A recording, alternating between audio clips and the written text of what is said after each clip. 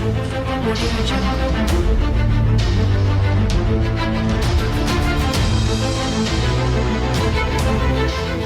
Audio Jungle. Audio Jungle.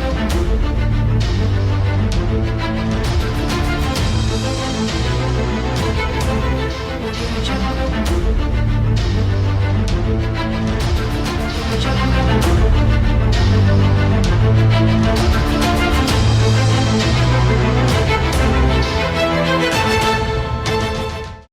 I remember when I was in the university, I had a friend, pretty girl. We call her Miss Oibo. She was so fine, she had this unique skin color. But whenever she's speaking to us, you see her eyes blinking and her head nodding, and we're like, listen, why when you dey talk, your eye go dey blink and your head go dey nod? And she just ignores. And then when we're in the class, we'll be like, please, what waiting lecturer, right? We'll be like, if you don't see, it's your business. You know, we did not know that she had some unique peculiarities that we needed to pay close attention to and to help her better. But today, with awareness and networking, I have grown to understand that that was albinism. She was someone with albinism. We didn't know. And that is what happens in our society today. We ignore persons with albinism. We do not even bother to dig into their story, to understand their challenges, their peculiarities, and then look into it and see how we can remove those barriers to help them to be better citizens. I was guilty of that. A lot of us are guilty of it today. But today on Against All Odds, we're here to enlighten you a little bit more about albinism. The program is Against All Odds, and my name is Dushma Pius Ikirafi. Please don't go away, we will be back very shortly. That is the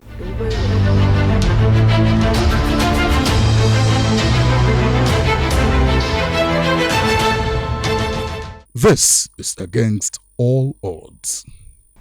Welcome back. If you're just joining us, the program is still Against All Odds on the Nigerian Television Authority, the NTA. Against All Odds actually had a section with few albinos.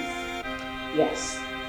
You know, sometimes you mingle, and when you mingle, you interact and you get to know better. There are a lot of issues around persons with disabilities. And these persons with disabilities are categorized. A lot of people go like, albinism. Someone with albinism is not a person with disability. But there are a lot of things associated, apart from the color, that has a lot of effects on them.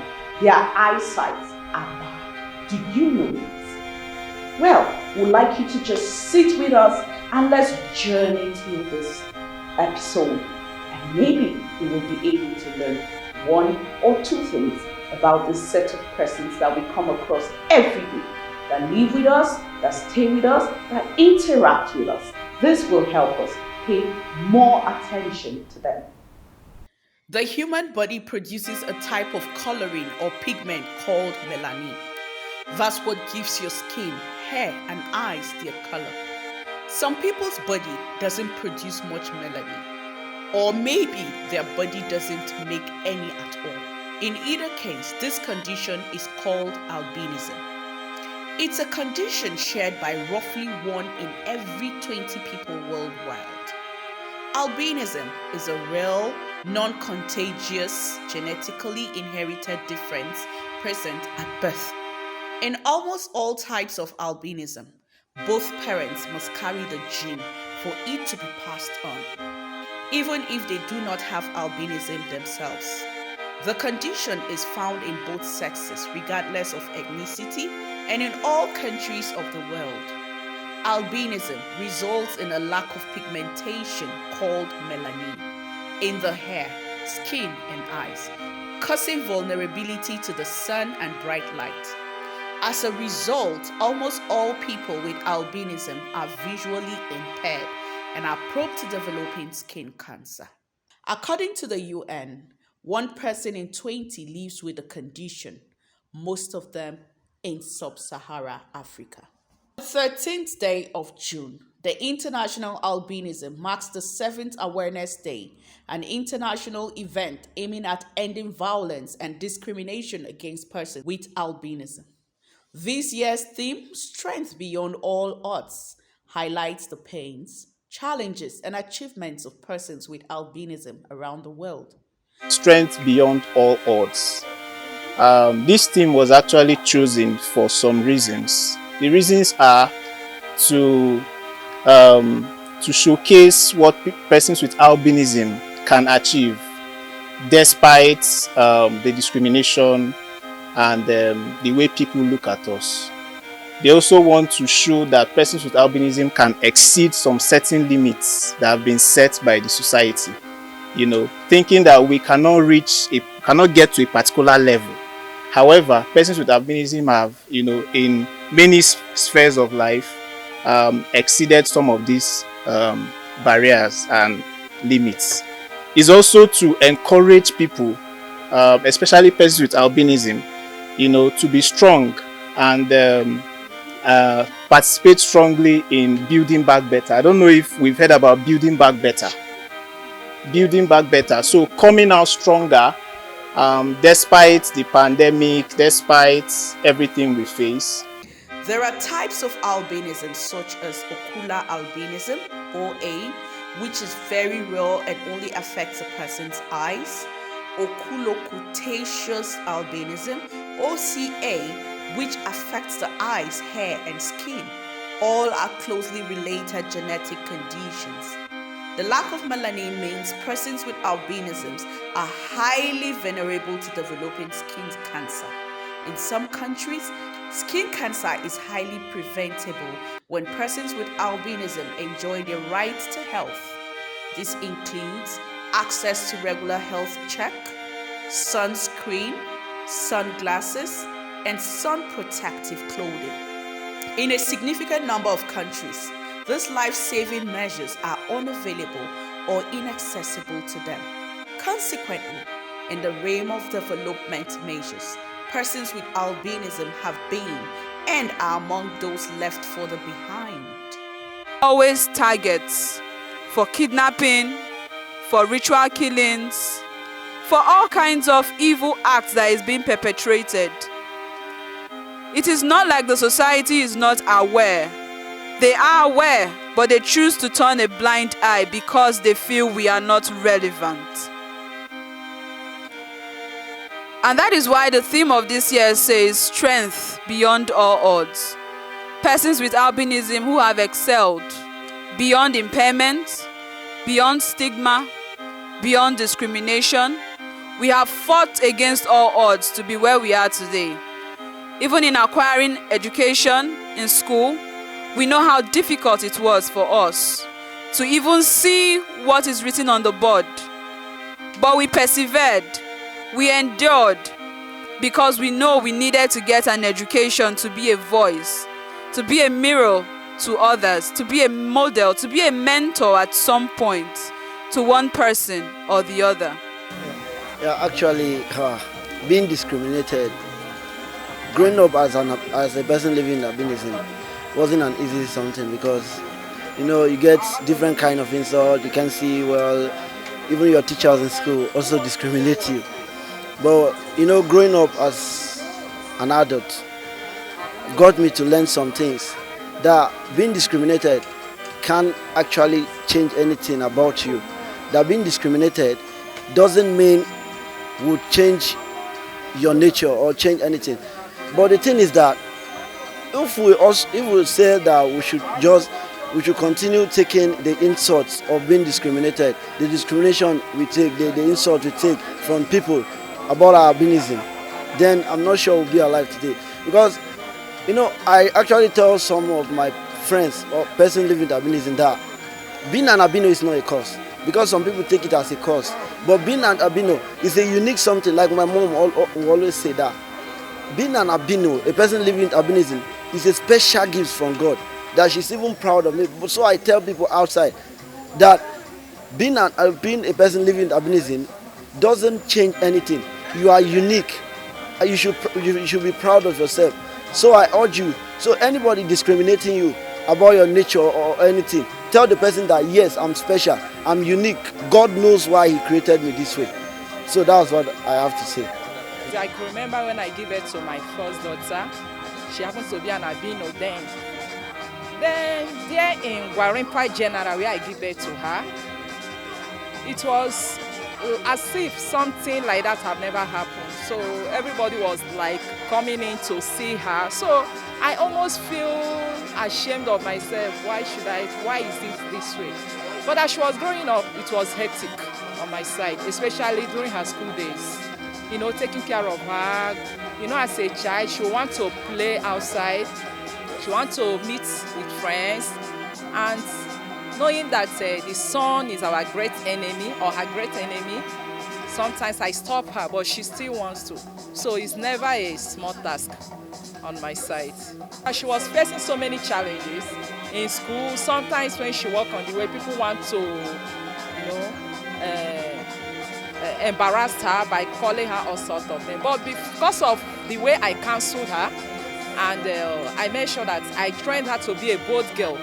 So wherever she faced such things, she knows how to get away with it. She knows how to do it. So up till now, she never feels shy, even when people try to intimidate her or embarrass her. She's bold to defend herself or defend her color. Because I know physically there is nothing wrong with her. It's a genetic issue. My mother is not albino, my father is not, but my grandfather is an albino.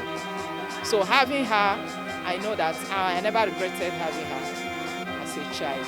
The message I have for them is that they should not lose hope. They should be strong, because in this world we all need strength of God to live in it. No matter the disability we are living with, there are challenges in faith. They should be strong in God and refocus and be determined to be what they want to be without anybody stopping them, because they are the only people that can stop themselves.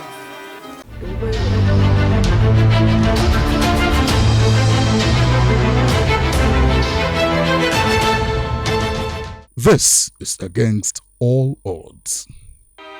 Due to a lack of melanin in the skin and eyes, persons with albinism often have permanent visual impairment. They also face discrimination due to their skin color. As such, they are often subject to multiple and intersecting discrimination on the grounds of both disability and color. To protect yourself from skin cancer and other UV-related problems, you should avoid spending too much time outside in the daylight. If you do have to be in the sun, wear a high SPF broad spectrum sunscreen with protective hats and clothing. Wear sunglasses that provide UV protection. Get annual eye and skin examinations. The leader of the foundation that NHIS have not covered persons with albinism with cancer. I know that for sure. I must praise the management of National Hospital. Since we've had a few disagreements here and there, they have not stopped treating. But, it's one thing to treat, it's another thing to provide comprehensive treatment.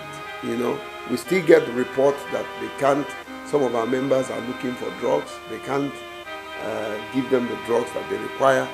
And I can tell you, not because they don't want to, but because they don't have it. I'm using this opportunity to call on the federal government to take a much more strategic, proactive approach, not just for myself, but for countless and voiceless members of the albinism community. Other organizations, other delegations, other international partners should just get involved with something about persons with albinism, so that they will have a future and a hope that people around them care. People with albinism face multiple forms of discrimination worldwide.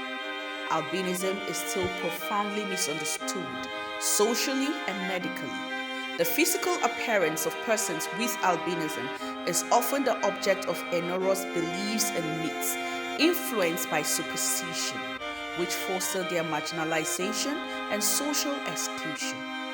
This leads to various forms of stigmatization and discrimination. This was projected at the get-together function in commemorating the International Albinism Day in Abuja 2021. In some communities, erroneous beliefs and myths, heavily influenced by superstitions, puts the security and lives of persons with albinism at constant risk. These beliefs and myths are centuries old and are present in cultural attitudes and practices around the world. Cases where you've committed a kind of sacrilege in the land, so the gods decides to punish you by giving you a child with albinism. Some people also think that sleeping with somebody with albinism, we have this kind of supernatural healing power to heal someone with HIV. You know, yes, some of them believe that this my head now can give them dollars. I mean, it abounds. What we are not abounds. And in the school, they were asked to barb our hair. So JS2, I got to school, I was admitted into JS2. They said I should barb my hair. My experience in that school was quite bad because walking, going to buy food, somebody would put his hands and say, how many fingers? I was always fighting. And they were bigger. They were uncles. They were so big. But I was so angry. I would fight. I don't see. So whenever I go to the barbing salon to barb my hair, I will always sweep the salon and pack my hair. Every strand of the hair. Because if I go home without the hair, my dad will send me back. I say, go and bring your hair and flush it in the toilet because they use your hair for money rituals. So I got that habit of whenever I go to the barbing salon, I'll pack my hair. The second incident happened in Lagos, Oro Festival, where they say if a king dies, they need 7 heads to bury with that king. So me now, I was going, I thought maybe they finished because that day they did it in the afternoon. Normally they do it at night. But when they need more heads, they extend it to afternoon. So that day I was going, I thought because they've already passed. So I said, okay, these people have finished. Let me start going to church. And I was with 2 kids, my neighbor's children. I was holding one by the left hand, the other by the right hand. So when I got to a junction, there's a straight road that leads to our church. I just saw them at the end. They were wearing white, because although I know I don't see far, but I was able to identify what they were wearing. They were not so far. They were like, I was standing here and they were standing there close to that door. So I started running. I ran into the compound, but I didn't run into our flat. I ran into our neighbor's flat. They came to the gate of my compound. They were shouting. They were throwing stones, but I didn't come out. But that trauma, whenever I remember it, I'm like, God, what if? But when I came out, somebody said, they're not going to use you because we are meant to be worshipped and not killed. That why they ran after me was to take me to the palace. Then I'll become like a god that they'll be worshipping there. I was like, oh, it's that bad. I don't go out at night, even till now, because my father will be like, don't go. They use persons with albinism for rituals. In a particular community where persons with albinism have left the community because they are looking for them to kill and use their body parts for rituals. Growing up with albinism in Nigeria was a painful paradox. On the one hand, I received love and care at home from my family. On the other hand, I was living in a society that was generally hostile to people with albinism. I was very aware that I was different from a young age and that the difference was not a good thing in the society. So my childhood memories are a mixed bag of the pain that society can cause when they don't understand a condition, but also the power a family can have when they choose to love a child unconditionally. Person with albinism are part and parcel of the commission. Just like every other person in the commission will make sure that no stone is left unturned. Well, we make sure that their rights are respected in the society. You know, often you hear hue and cry from person with abuse that they are target for kidnap, ransomware. This year, some people say shrink against all. We do everything possible to support them so that they will feel part of belonging in the society. Man, for example, as a person, my child would film from primary school to graduate from my village as a person with ability.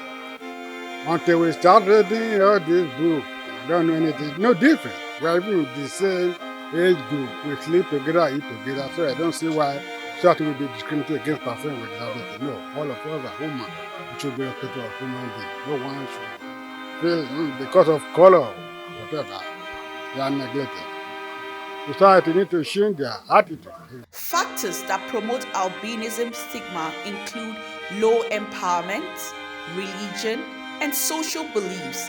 The stigma tends to limit them from actively engaging in social activities out of fear of being called names or harmed. Adding that fear of adverse religious beliefs also affects them emotionally. Albinos are normal human beings who require special care due to peculiarities of their skin types and eye condition.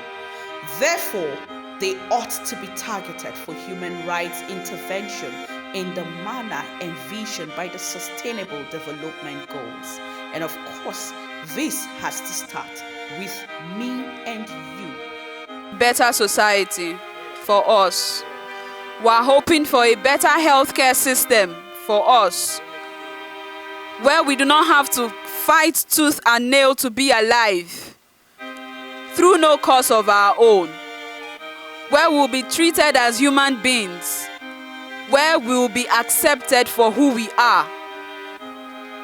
We pray for a society that will be inclusive in regards to education, in regards to all forms of accessibility and healthcare. And we know that I can't do it alone, but together we can and we will. Please treat us equally as a human being.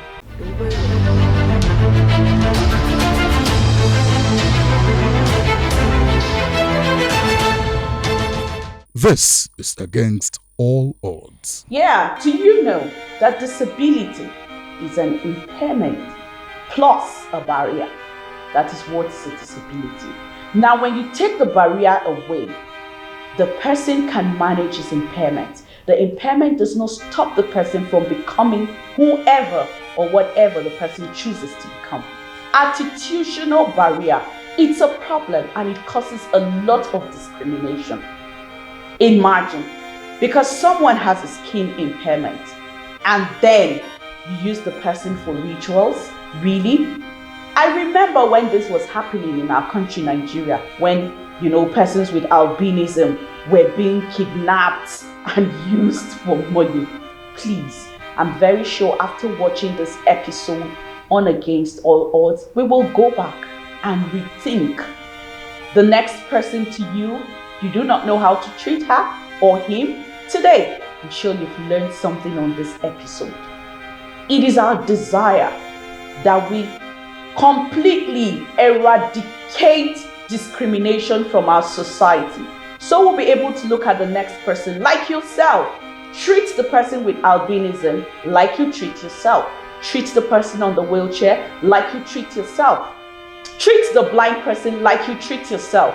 Treat the deaf man like you treat yourself, because we are all one. There's no discrimination in a country that everyone has the same fundamental rights.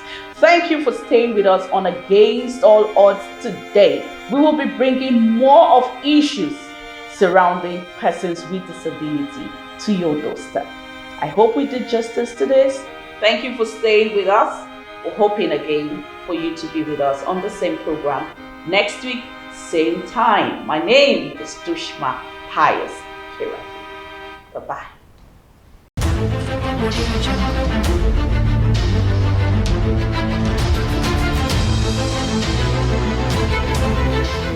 Audio Jungle.